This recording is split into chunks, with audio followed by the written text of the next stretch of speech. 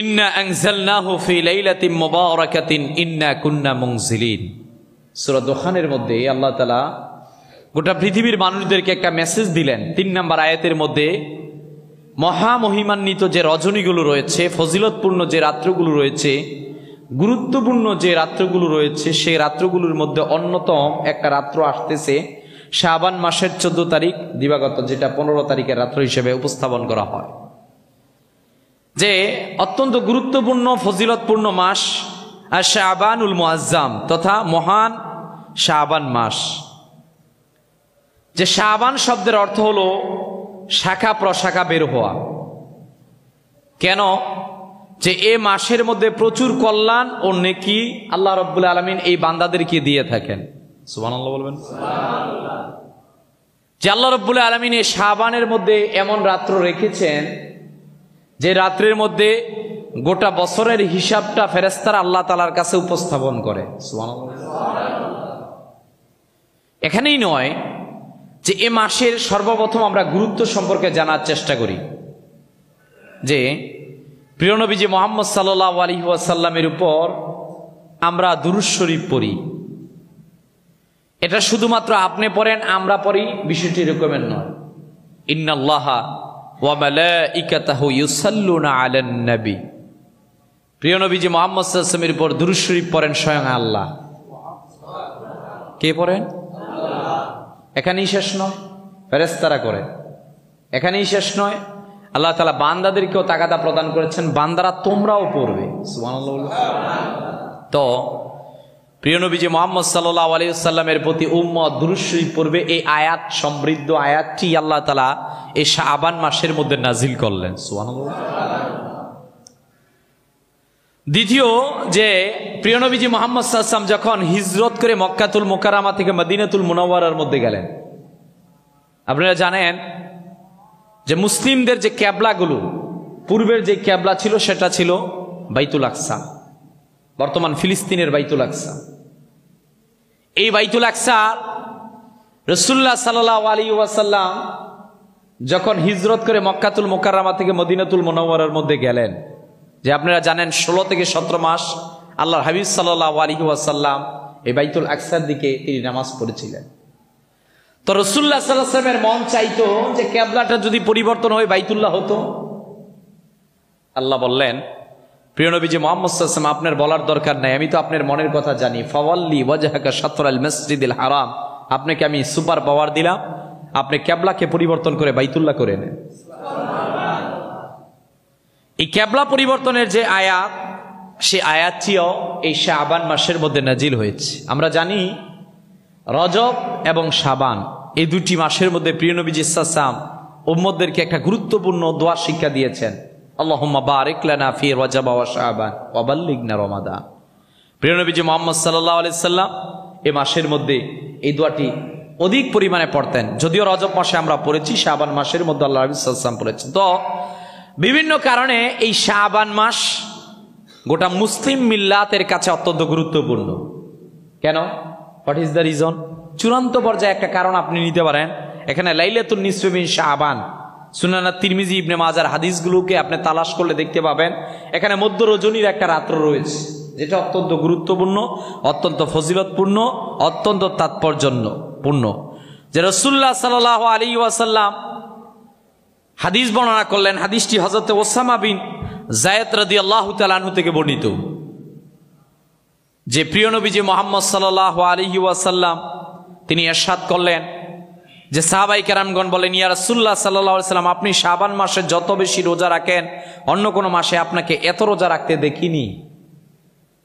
যে রজবে আপনি 10টি রাখতেন, এই শাবানে আপনি 20টি রোজা রাখেন। রমজানের বিষয় তো ভিন্ন। নবী হে মুহাম্মদ সাল্লাল্লাহু আলাইহি ওয়াসাল্লাম আপনি এই মাসের মধ্যে এত রোজা রাখেন কেন? প্রিয় নবীজি সাল্লাল্লাহু আলাইহি ওয়াসাল্লাম বলেন, শোনো, এটি রজব ও রমজানের মধ্যবর্তী এমন একটি মাস যে মাস সম্পর্কে মানুষ গাফেল।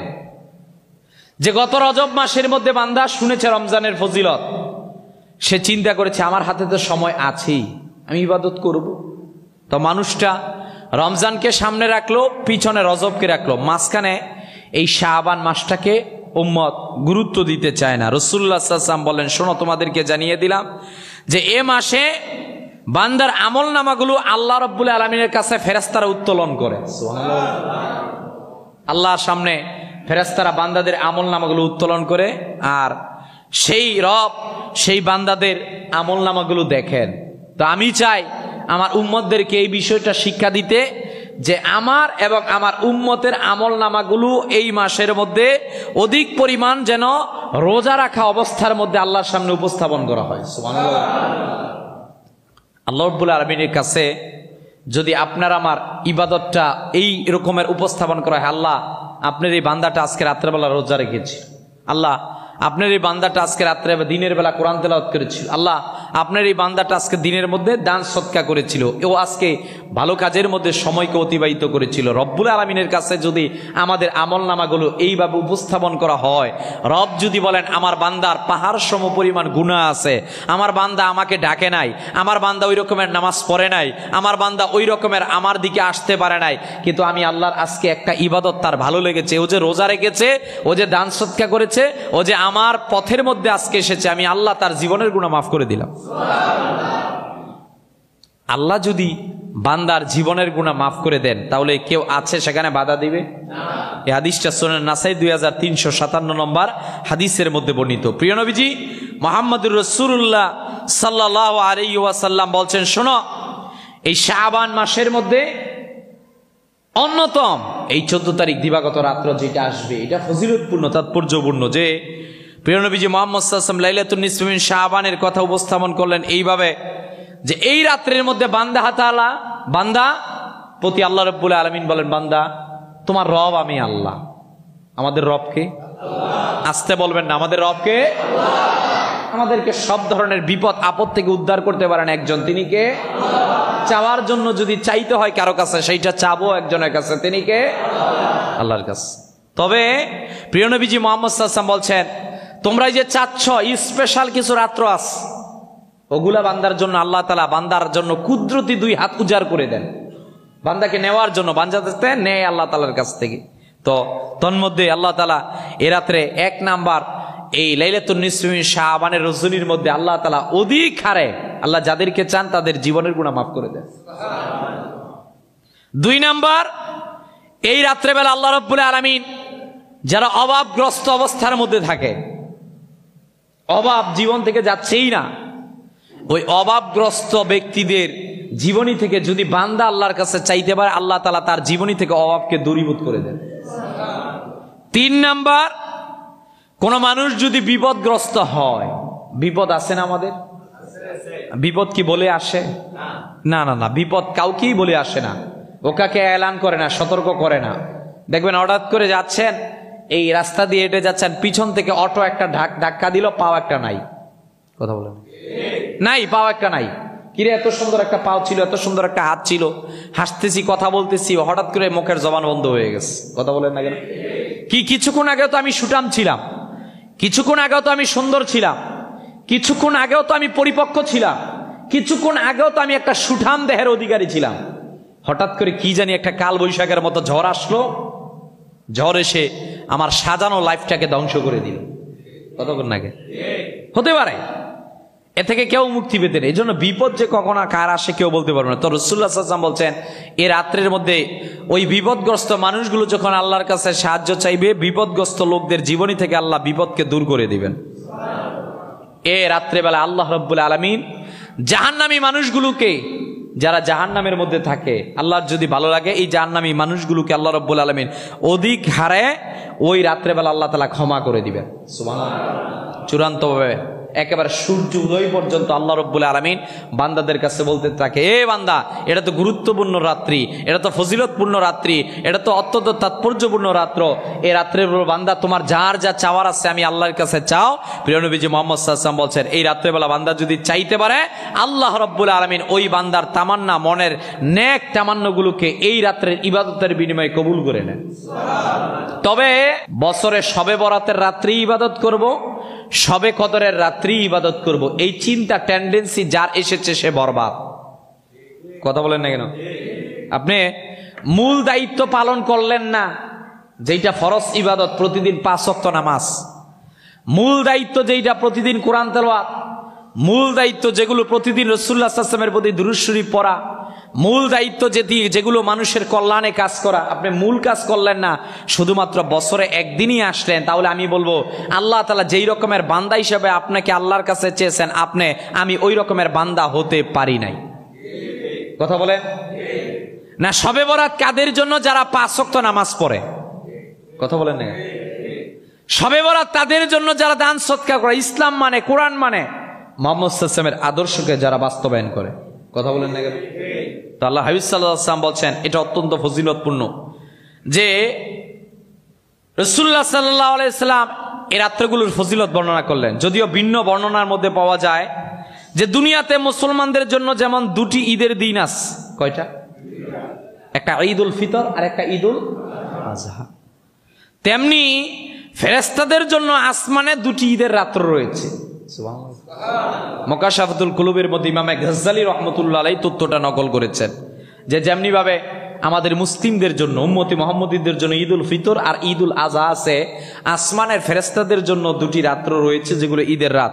যে মুসলমানদের জন্য ঈদুল ফিতর ও কুরবানির ঈদ, আর ফেরেশতাদের জন্য শবে বরাত আর লাইলাতুল কদরের রাত্র।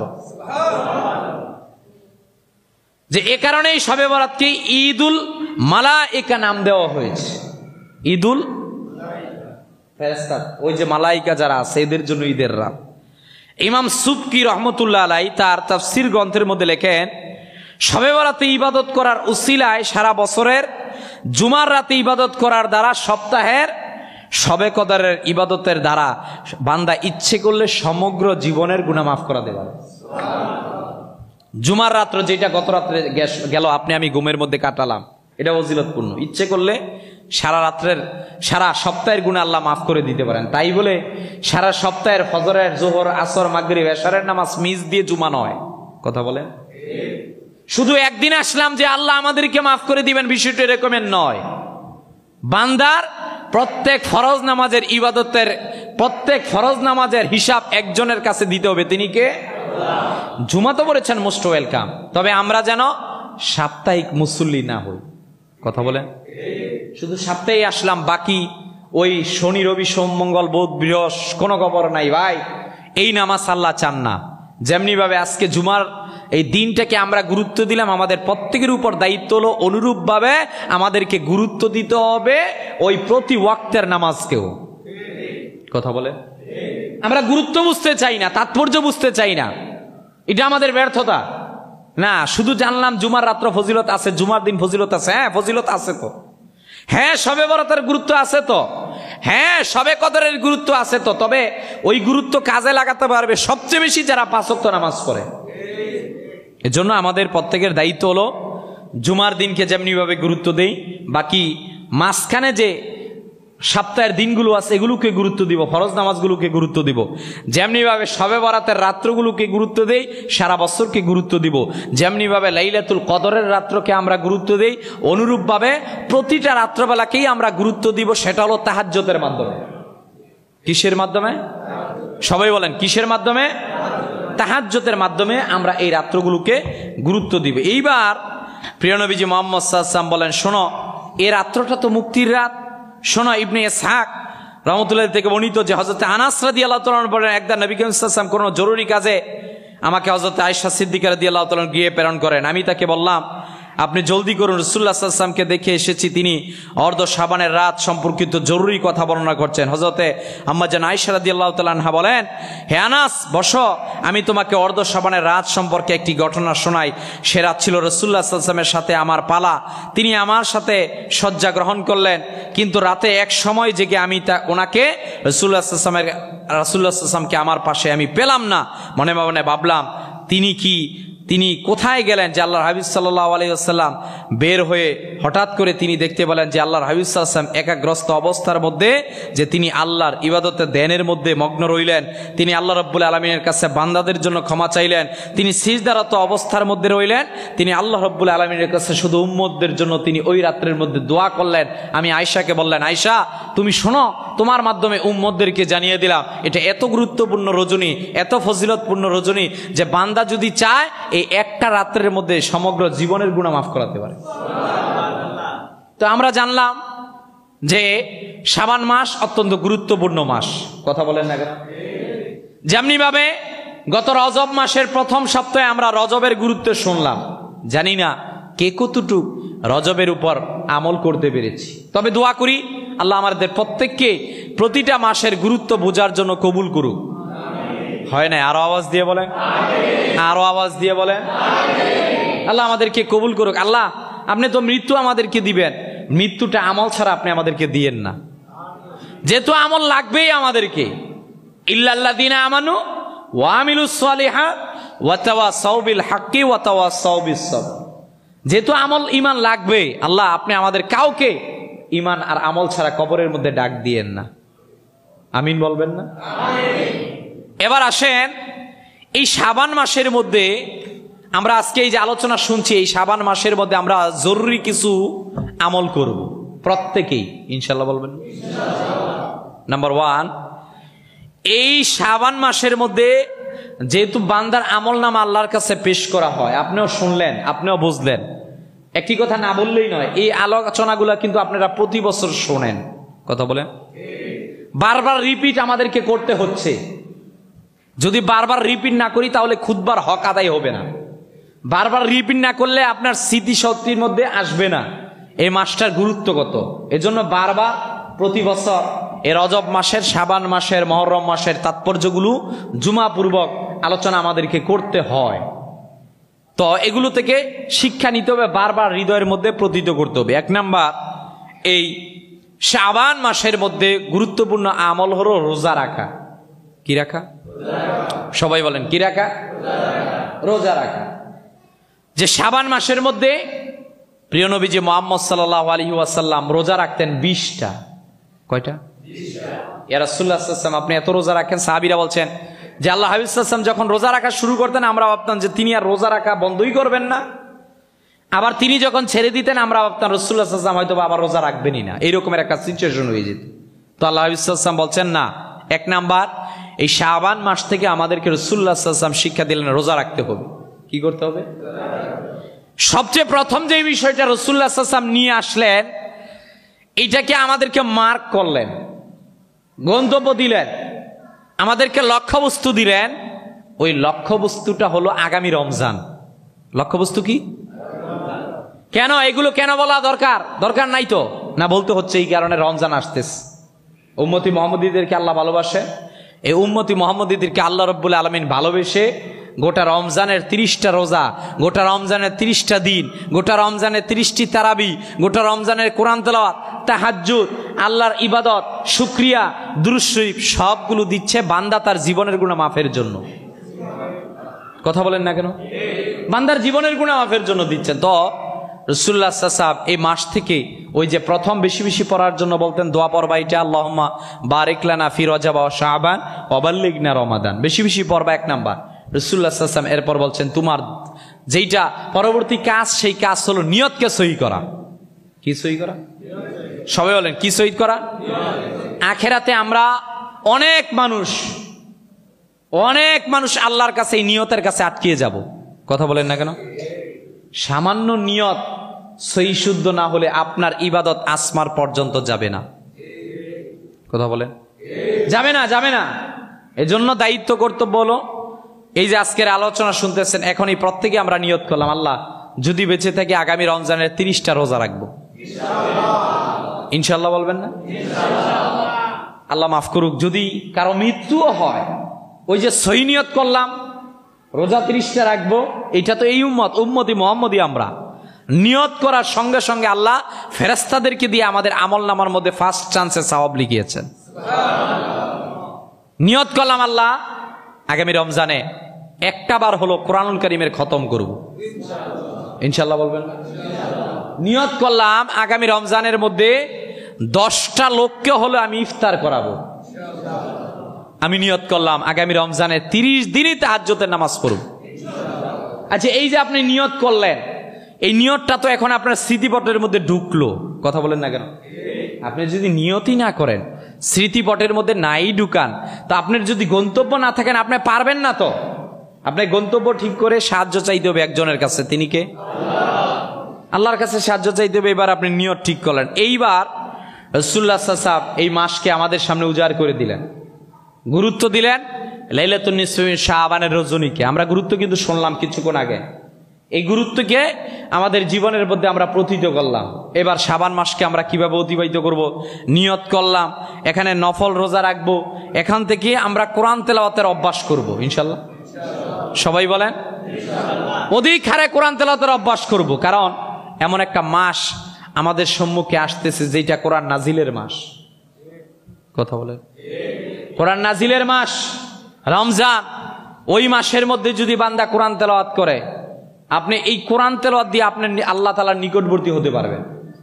কোরআনকে মাইনাস করে আপনি কখনো আল্লাহর নিকটবর্তী হতে পারবেন না। কথা বলেন না কেন? আমার ভালো লাগে যে আপনাদেরকে এসে দেখি জুমার পূর্বে বসে বসে কোরআন তেলাওয়াত করছেন, এসে বসে বসে আপনারা জিকির আজগার করতেছেন, অযথা সময় কাটাচ্ছেন না। মুসল্লি তো অনেক ধরনেরই আছে। কথা বলেন, কেউ শুধু আসবে যে খতিব সাহেব খুতবা দিবে, খুতবার সময় আসবো। কেউ আবার বলবে না খতিব সাহেব বক্তব্য দিবে, বক্তব্য শুনবো। কেউ আবার চিন্তা করবে না জুমার দিনের তো ফজিলত আছে। কথা বলে, আমি চেষ্টা করব প্রথম ঢুকার জন্য, জুমার ফজিলত নেওয়ার জন্য। কথা বলেন, আপনি ভালো কাজে প্রতিযোগিতা করবেন। কোন কাজে? ভালো কাজে প্রতিযোগিতা করবেন। আমার এই ভাই আজকের জুমার দিন প্রথম এসেছে, আপনি চেষ্টা করবেন, নিয়ত করবেন ইনশাআল্লাহ আগামী জুমাবার আমি প্রথম আসবো।